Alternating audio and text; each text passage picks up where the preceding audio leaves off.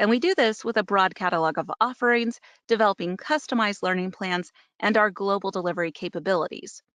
Since 1998, we have been empowering organizations with our managed learning services to help them reach optimal performance results and address challenges. And we have 9 practice areas in which we specialize. They encompass people, process, and technology training. Today's presentation is from the business process practice area. NetCom Learning offers a comprehensive training portfolio for PMI courses, and our upcoming classes include various trainings on PMI Risk Management Professional, Agile Project Management for the federal environment, and much more. And private training to teams is also available, and those learning plans can be customized to the specific needs of each audience. You can also access a variety of business process marketing assets, such as the free 1-hour training, free on-demand training, and blogs by clicking on the available webinar handout. Also, these offerings can be found with a simple search on our website at www.netcomlearning.com.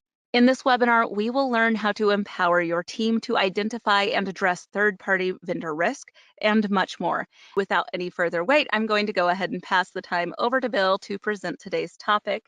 Thank you for joining us. Thank you, Layla. I appreciate it. And thank you for that very nice intro. So hello, everyone. Welcome to our session on third-party vendor management risk.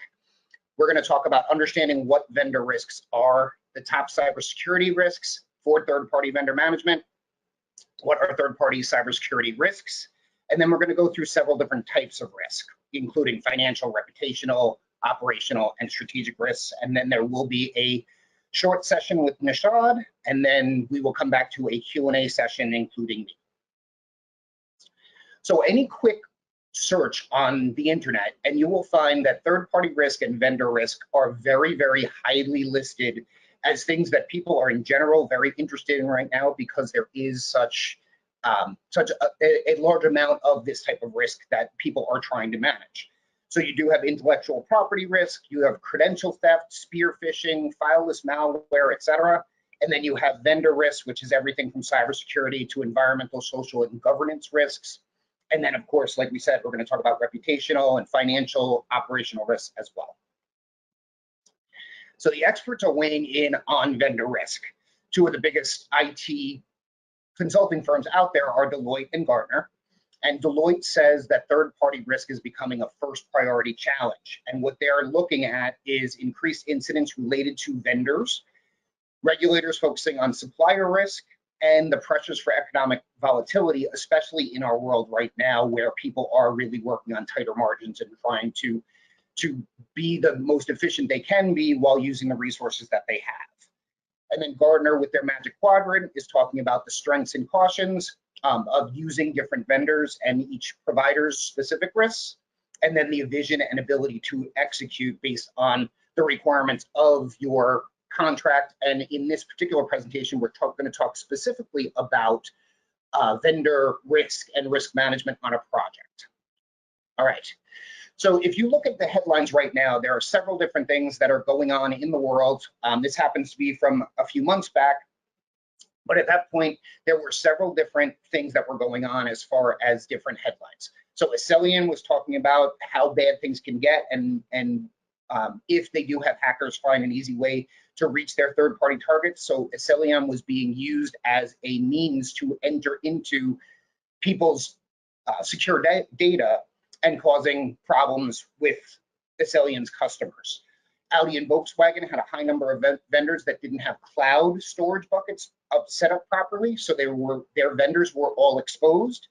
And it's very important that people do know that the cloud storage that they have does require that they manage those vendors and make sure that the vendors that are providing that, not only the vendor themselves, but the vendors that they're using for cloud storage are also treating their data in the proper and secure ways.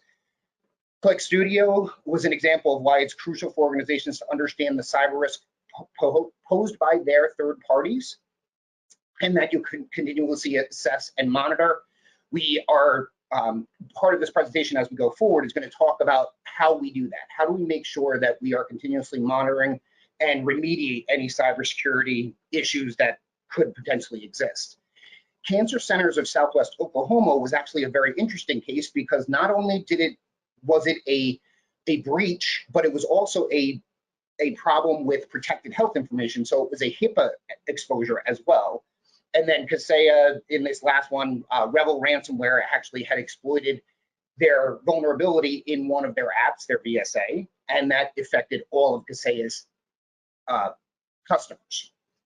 So as I had mentioned, GDPR and HIPAA are both other places where we could have exposures that we need to make sure we're aware of, because third-party vendor activities can make your organization directly liable for these problems. So if you have a GDPR exposure or a HIPAA exposure, or your vendors do, it could, your organization could be held liable. Vendor security, vendor information security, excuse me, you must realize that the information security decisions are involved with 4 distinct groups. So we're talking about the field of information security. So your folks that actually are in the field of IT security, your general IT organization, the rest of your organization, and then those vendors, which is very, very important to make sure you understand where those vendors' exposures are and how you mitigate them. So the concept of computer security has evolved over the years into information security, and that includes vendor security considerations. It is important that you understand that the cybersecurity and the liabilities which you're exposed to and the risks you're exposed to, many of them can come from your vendor organizations, and you can become exposed because of those vendors' connections, their ability to access your data, etc. So information security, it is the responsibility of every employee, and especially the managers in both the internal organization and your third-party vendors. I love this quote from Sun Tzu. It says, one who does not know the enemy but knows himself will sometimes win, sometimes lose. One who does not know the enemy, does know himself, will be in danger in every battle, but one who knows the enemy and knows themselves will not be in danger in 100 battles. So what that means in our world, in our IT and security world, is that you need to know yourself. You need to know your organization, and you need to know the threats that you face from your vendors. It's very important that you understand where those vectors of entry are. Maybe it's through doing penetration testing or whatever else you need to do in order to assure that you are fully secure. But you need to understand your organization and that of your vendor in order to make those things happen. So in general, security, and in a very generic sense, is being free from danger, right? To be secure, to be protected from risk of loss, damage, unwanted modification, and other hazard. And it's your responsibility to make sure you have strategies in place for your organization in order to make sure that happens, that you're properly planned, organized, staffed, directed, and controlled in terms of security. And the areas of security that you need to look at, both for yourself and for your vendor, is physical security, operations security, communication security, cybersecurity, and network security. You need to make sure they are all addressed. And some consider it the responsibility of IT only to deal with IT, cybersecurity, communications, network. But there's lots of other parts of security which need to be attended to. You need to make sure that if you are giving physical access to your sites or to your operations by your vendors, that you're providing them with the proper level of security. They have the right badges, they have the right understanding of piggybacking and not having people go into a data center or into a facility without their own badge, right? All of those things that have to do with physical security and operations security are very important to the overall security of the organization. At the same time, you always need to make sure that you are balancing the CIA triad, which is confidentiality, integrity, and availability. When you want to secure your data, you want it to be confidential, you want to make sure that it maintains its integrity. But if you make those 100%, then your availability does not exist, because you're not giving that data out to anyone. If you want to be completely assured of integrity, don't give anyone access to the data, right? You make sure that no one can corrupt it, no one can use it for purposes other than what it's needed for, etc. But that would mean that you're going to really avoid your availability, right? No one's going to have access to it because you're making your integrity or your confidentiality that strong that the availability is negatively impacted. Now, this doesn't mean that you want to give, full availability to everyone. It simply means you need to balance what are the requirements of your organization, what are the requirements of your communications and your network, and make sure you are giving availability to the people that need it, right? Whether that's your vendors or whether it's your own employees. All right, so we need to differentiate between a threat and an attack. So a threat is something that is a potential risk to your assets, whereas an attack represents an ongoing act. So if you think about this in terms of risk management, a risk management threat would be something that we know could happen, and an attack would be something that is happening, right? So attacks exist only at the specific act may cause loss. So when we're doing threat and attack analysis, we need to make sure we are identifying all of the threats that we can possibly come up with and make sure we are doing the proper planning for those potential attacks. And that is the definition of a risk, is an uncertainty which may or may not occur. So you need to make sure you understand that those threats do exist, but it's not until attack is actually happening where you may have a loss where you need to deal with whatever that is, whatever the trigger is that causes you to need to address that attack.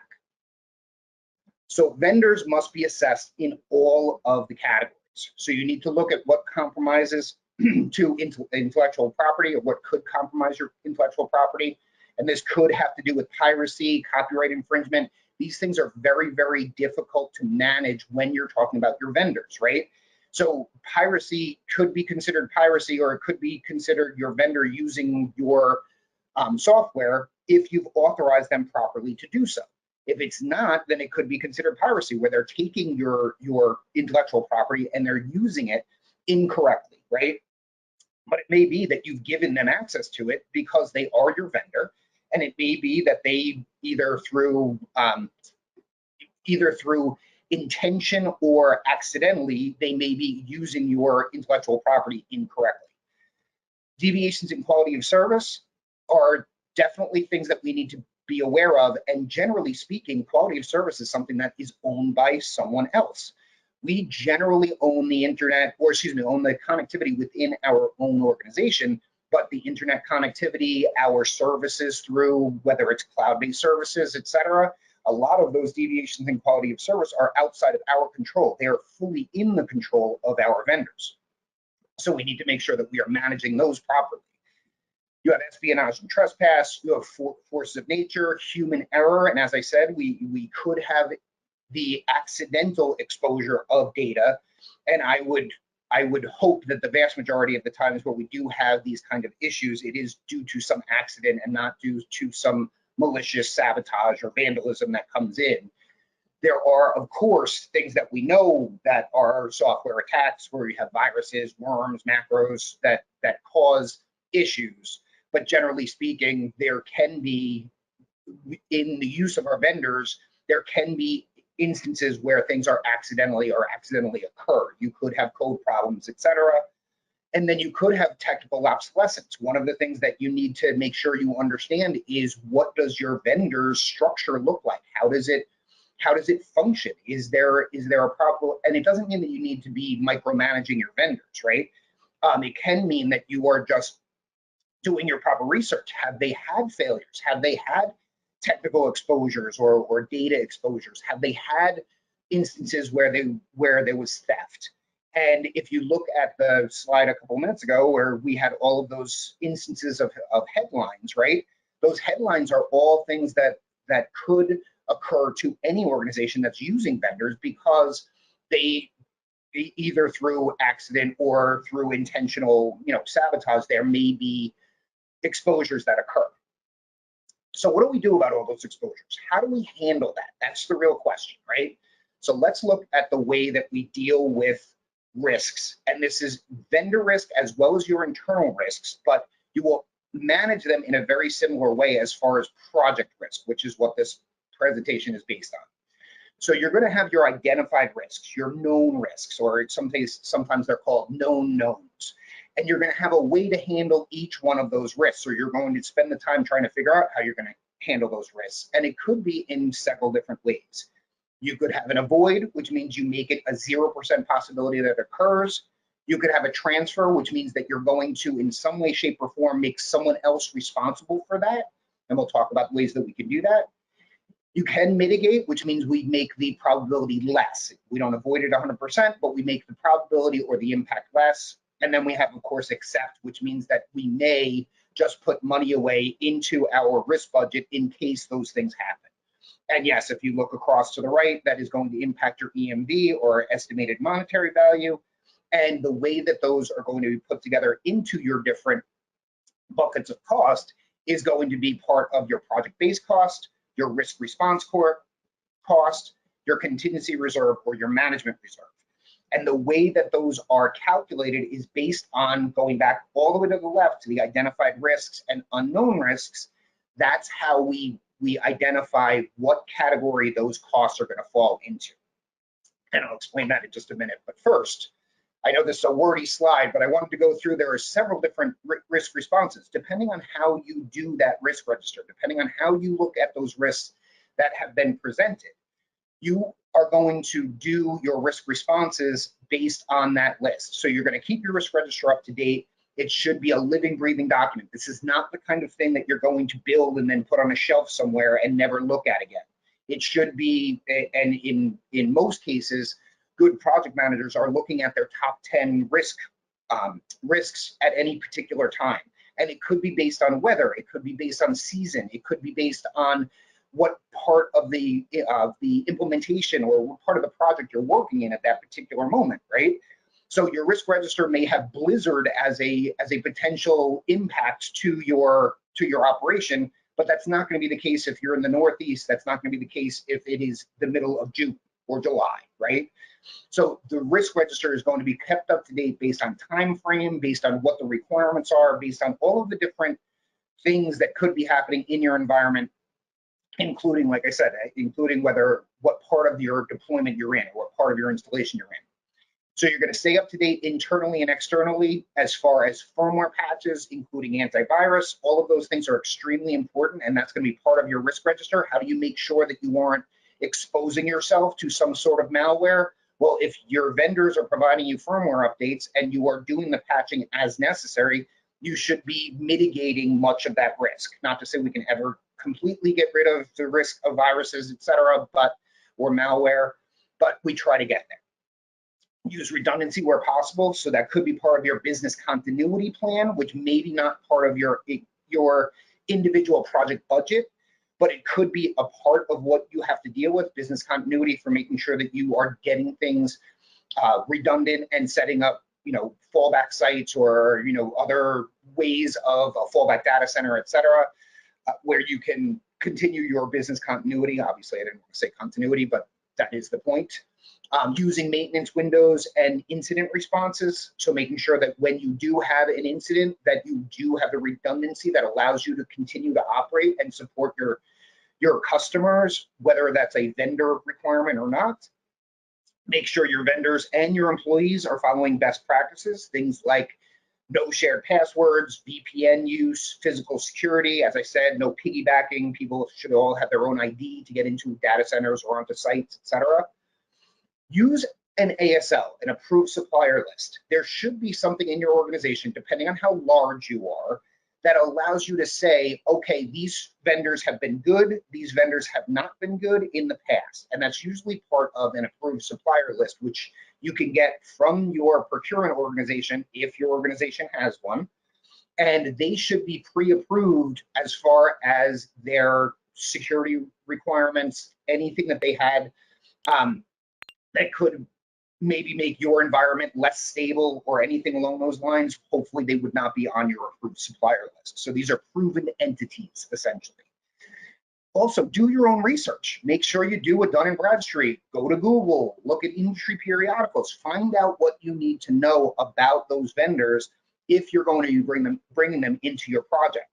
Many times, and I know in my experience as a project manager, many times I'm not asked to do the research. I'm told that these are the vendors that we're going to be using.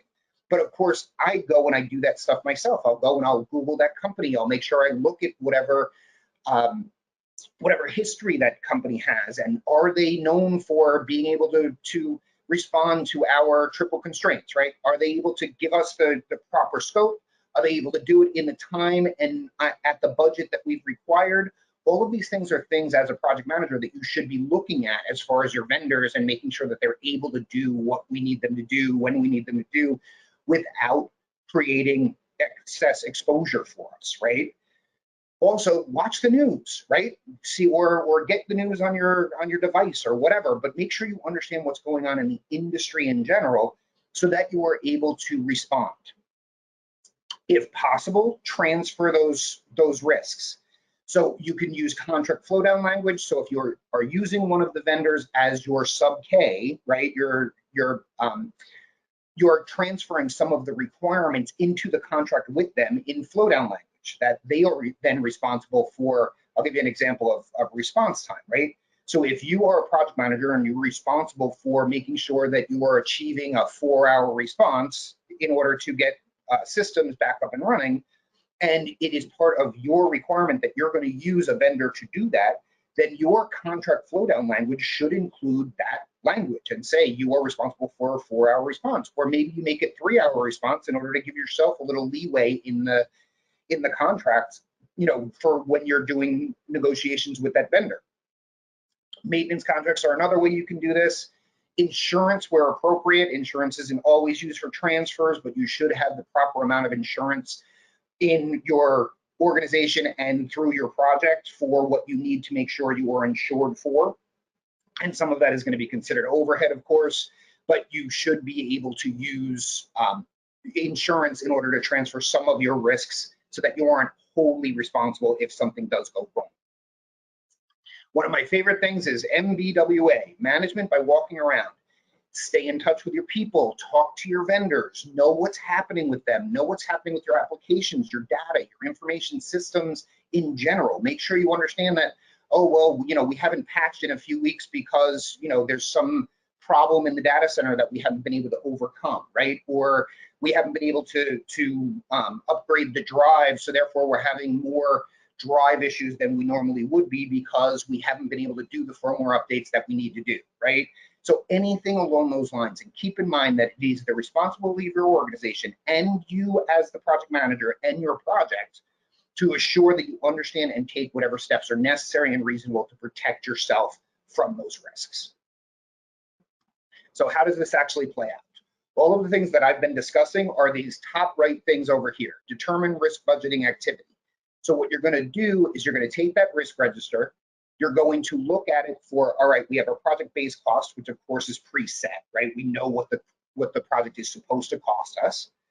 And then using our risk reserve, using our risk budgeting, we're going to determine our management reserve, our contingency reserve, and then our risk response cost. Now, management reserve and contingency reserve are pretty easy to define. Basically, your contingency reserve says, I have identified these risks. I've done estimated monetary value on those items, and I know I need $6 million in my contingency reserve, or whatever that number comes up to. Then you have your management reserve, which is there for the things that you could not have anticipated.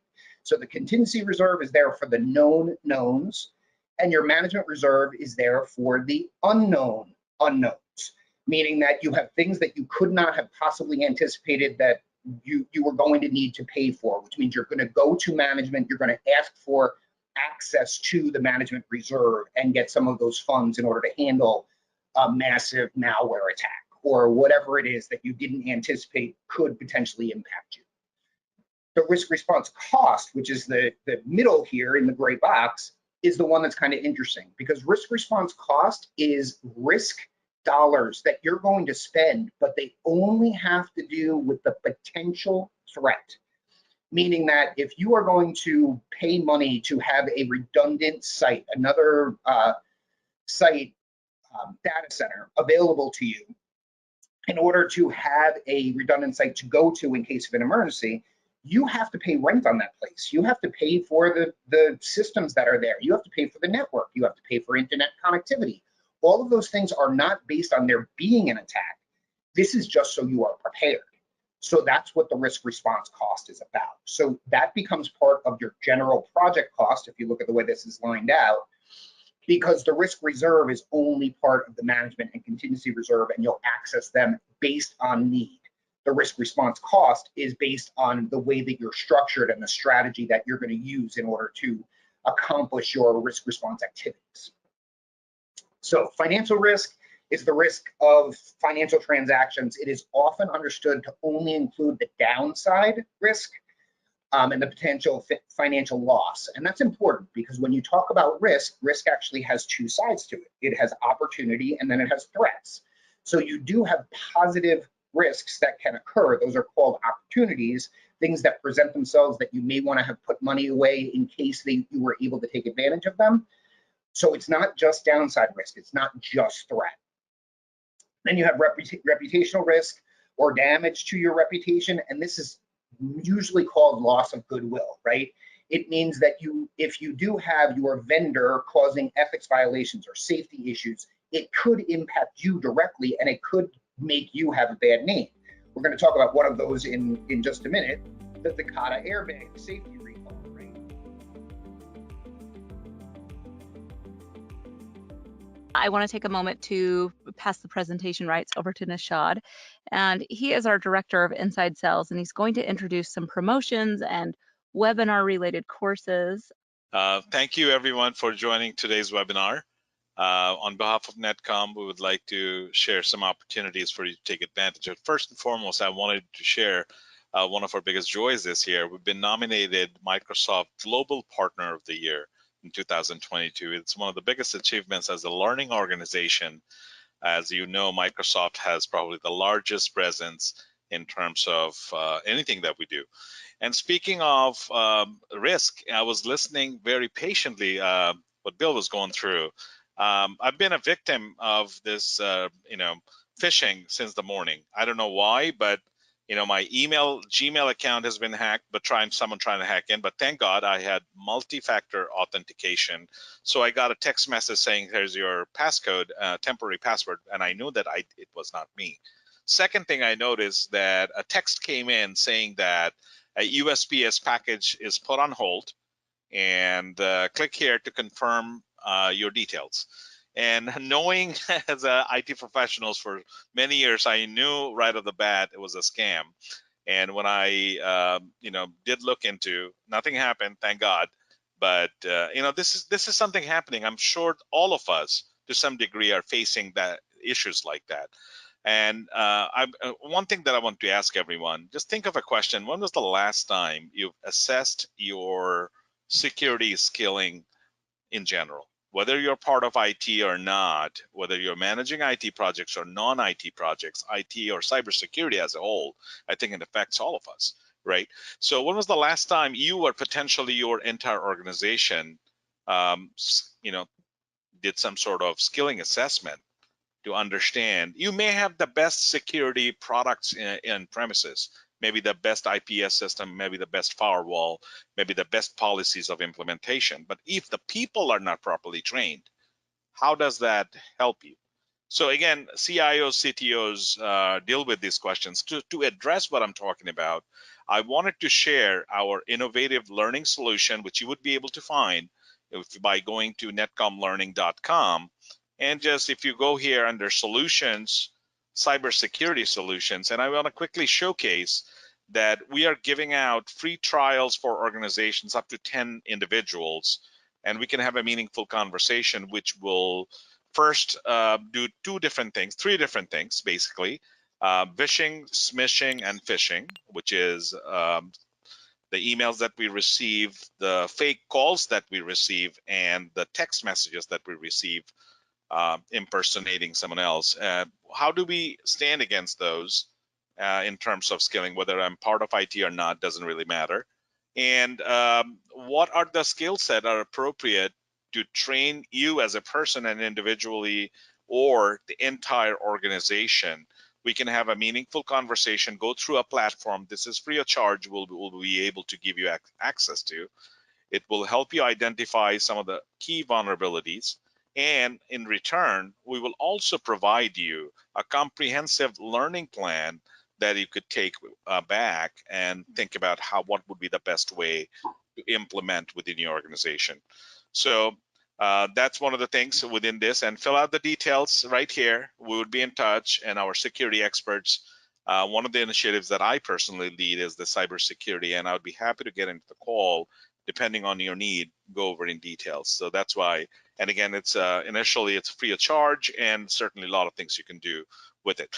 Another thing that I want to showcase a little bit very quickly in terms of our promotions and the availabilities, you will be able to find there's another program that we recently launched, which is our NetCom Plus subscription. This is the most comprehensive subscription you're going to find out there in the world that offers the most amount of classes, approximately 250 e-learning and 140 virtual instructor-led, just like this, the way Bill, again, just think about an entire class along with labs. You're going to be able to do 365 days of the year, depending on the availability of the schedule you sign in. And it encompasses, I want to quickly showcase, so many major vendors. So if you take a look at on my left, from Adobe to Agile Project Management to Autodesk to CompTIA, you name it, pretty much any of the major vendors out there you think of, you can certainly play around and see the courses. And the best part of this is, it's under the umbrella, it's a $3,000, but if you have more than 10 learners from your organization, we'll move it back to $2,500. So again, we can certainly get into a conversation, find out your needs, find out what areas of skill gaps specifically, and certainly address you as such. And again, as we promote the values of lifelong learning, which is the purpose of NetCom, ongoing basis, there are so many webinars and master classes are happening. Many of them, we can even host it for your organization for free, depending on the requirements. So please reach out to us. We look forward to working with you. Leela, back to you. Thank you for the opportunity. Thank you so much. We are going to go ahead and have our question and answer session. And our first question is, how do we balance reputation loss? So how do you balance reputation risk? I think that it's more of a question of making sure that you're doing all the right things, that you're kind of above reproach, right? You're doing all the right things to make sure that you are not putting products out there which could be potentially dangerous, or you're not putting yourself at risk. What Nishad was talking about, right? Don't click on those buttons that put you at risk. Understand and recognize that there is malware out there, that there is ways that you can deal with that. Make sure that your systems are properly watching for phishing attacks, particularly, the directed phishing attacks, which are spear phishing, for instance, where you're actually, someone is looking to get into your organization in order to do damage to you or your organization in general. I think it's important that you follow best practices, and we've all been through those courses, right? We've all taken those, standards of business conduct or whatever courses from your organization that you take. And don't do those things, right? Don't write down your passwords and keep them insecure, right? All of those things that prevent those attacks from occurring are the way that you protect yourself and your reputation from being harmed, if that makes sense. Yes, thank you so much. Okay, our next question we have is, what is the most important tool to use in managing vendor risk?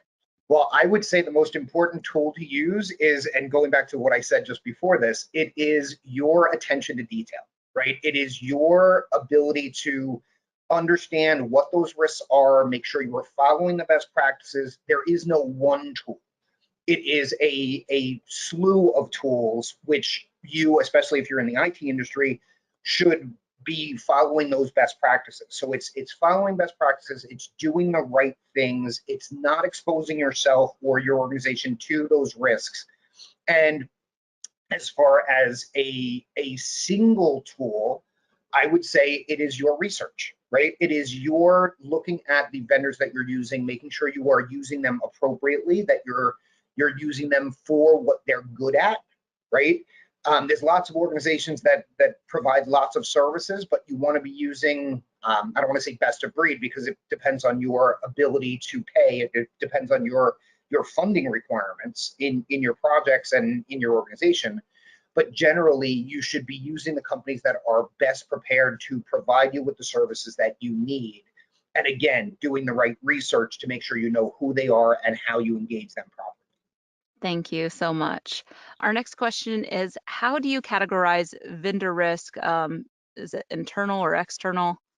Okay, so in doing risk analysis, there's two different ways that you're going to look at risk that you are going to document in your risk register, and you're going to plan for, and you're going to budget for. There are internal risks and there are external risks. So when you view a vendor risk, you need to figure out what is the response required from you as the internal organization. The risk is still present, even though it is provided or the threat comes from an external source. You still need to do the management yourself and to do that risk budgeting. If something were to happen where you were to be exposed, even though it's coming from an external source, you still need to do the response. So it isn't so much about whether it's coming from internal or external, it's about how you respond and how you protect yourself and your organization from that threat, irrelevant of where it comes from. I've seen in the past with some project managers, they basically take everything and they bucketize it and they say, all right, well, here are the things that I'm responsible for, and here are the things that are, a vendor is responsible for. That's okay, but what you need to do is to make sure anything that the vendor is responsible for, you have a plan for how you are going to deal with the impact of that, right? It's not just about you are only responsible for what you're responsible for. It's also about you need to have a plan for if one of those external risks occur. Thank you. Okay, our next question. What recourse do you have when a vendor risk becomes a reality? So I think that goes back to the planning as well, right? So you need to make sure that you're dealing with those impacts when they could potentially occur to you. But we talked about flow down language, we talked about insurance, we talked about ways to transfer, making sure you have the proper maintenance contract set up on your equipment, your services, etc., and making sure you have a plan, right? That's the biggest thing, is making sure you don't just ignore something as if it's just, something that isn't going to, if it does happen, you'll deal with it then. And there are some instances where that's the appropriate, it's called an accept. That's the proper word in risk management, is you do an accept. You say, all right, well, if that happens, I'll deal with it when it happens, which is an okay response in some cases. But you need to really be prepared and do the proper risk analysis on those vendor risks, irrelevant of whether they're coming from the internal or external. And you need to make sure that those insurance payments or the redundancy that you planned or whatever takes into account the impact from an external vendor, right? So the recourse that you have starts with your pre-course, right? It starts with how you prepare yourself for how those things could potentially impact you, and making sure you have done the proper planning, bought the proper insurance, bought the proper maintenance contracts, supplied yourself with the right redundancy, or maybe it's the different way you configure your storage, or the way that you're using your cloud or whatever, right? Make sure that you're not things. Risk by nature are uncertainties. That doesn't mean that they should be shocking. In fact, if project risk management is done properly, and particularly vendor risk management is done properly, it should be completely transparent to your organization. They shouldn't even know what happened. That's how you know that risk management has been done in the proper way, is that there isn't a need for you to be a fireman and run to every fire, right? If risk management is happening, has been planned, and has been funded the way it should be transparent to your users. Turn it back to you, Lara. Thank you so much. And we did get one more question that came in. It looks like we have enough time to take it, so we'll go ahead and do this one. What are the best steps to prevent risk to the CIA from third parties without micromanaging them? Ooh, that interesting question, because that is one of the things that you really do need to assure, is that you have the right level of availability to your vendors, but not giving them the keys to the kingdom, right? And making sure that they don't have direct access to to the data that you need protected in some way or another. What that starts with is having the proper firewalls, having the right permission sets, making sure that you have whatever you're using, whether it's however people are getting into your environment, that you have a segregated set of permissions that allow those vendors to only have access to the level of data that you want them to have, right? Making sure that you have set up those permissions properly, and of course make sure that there's no access to backdoors or doing any of the other things that could potentially expose your confidential data, particularly when it comes to things like HIPAA or anything like that. Making sure that those security protocols are in place for the right permissions to have access, but nothing more, right? It's sort of like that top secret idea of if you have a top secret clearance, you have two requirements. One is that you have the clearance that you've been given. The other is that you have a need to know. So it should be the same thing in your security and your permissions for your vendors to have access to your data. You shouldn't be giving people access to outright, right? You should be giving them access to what you think they are approved for and what they need based on need to know. Hopefully that answered the question. Thank you so much. And with that, I do think we are through all of our questions. So we're going to go ahead and wrap up today's session. Thank you so much, Bill, for just giving us all that information. We can tell you really know your stuff. So it was wonderful to have you with us. We do have a lot of informative webinars coming up. So once again, you can register for those at www.netcomlearning.com/webinars/ And we want to thank you all for joining us today. If you do come up with any additional questions, please feel free to send them to us at webinar@netcomlearning.com at any time. And we hope you all found today's webinar to be very informative. We look forward to seeing you back here with us very soon. Also, feel free to tell your friends and colleagues about our webinars and other courses. Once again, thank you, everyone. Thank you, Bill. Thank you, Nishad. Have a wonderful day.